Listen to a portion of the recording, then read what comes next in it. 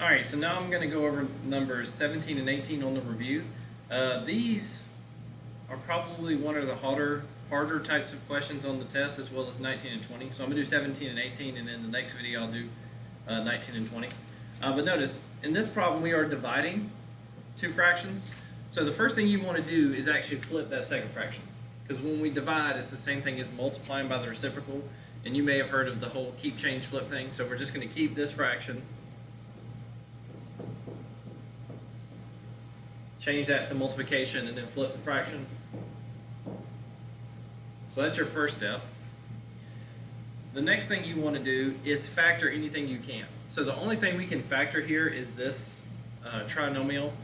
And the way we do that, because the leading coefficient is 1, is just figure out what multiplies, here I'll use a different color, what multiplies to give me -6 and what adds to give me -1. So I'm going to come over here and rewrite this. So what multiplies to give me -6 and adds to give me -1 would be -3 and 2. Because -3 times 2 is -6, -3 plus 2 is -1. Okay, so we would come over here and say x minus 3, x plus 2. And again, that comes from the numbers we got.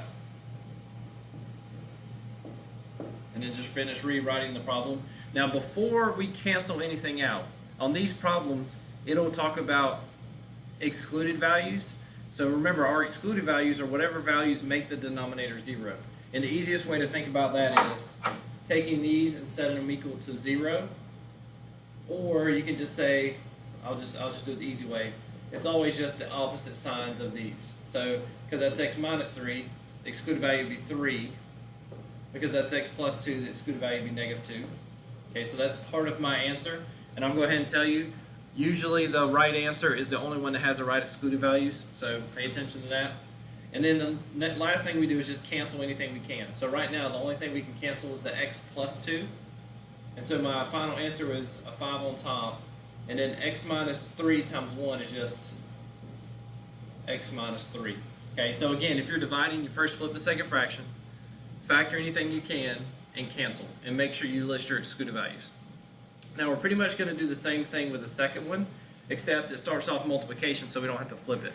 So the first thing you're going to do is then factor. So we can't factor anything here on the first fraction, but notice here we can factor out, number 1, 3 goes into 3 and 18.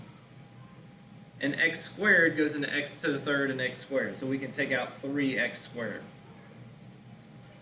And then what we're left with is just x. And again, the reason I know that is because 3x squared times x is 3x to the third. And then minus 6. And again, the reason I know that is because 3x squared times -6 is -18x squared. And then on the bottom, it's just x minus 2. Now, at first glance, it will seem like nothing can cancel, but we'll do canceling in a minute. We got to do excluded values. So my excluded values would be,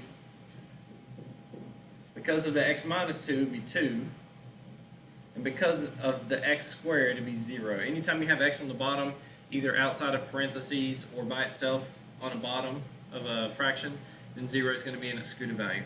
So those are my excluded values. And then the only thing we can cancel are the x squareds. And so we're left with 3 times x minus 6 on top, x minus 2 on the bottom. And again, pay attention to the excluded values with these problems. The correct answers, usually the wrong answers not only have the wrong simplified version, so not only is this wrong, but they also have the wrong excluded values. So if you know the excluded values, it's going to be easier to find the right answer. So again, hope this helps.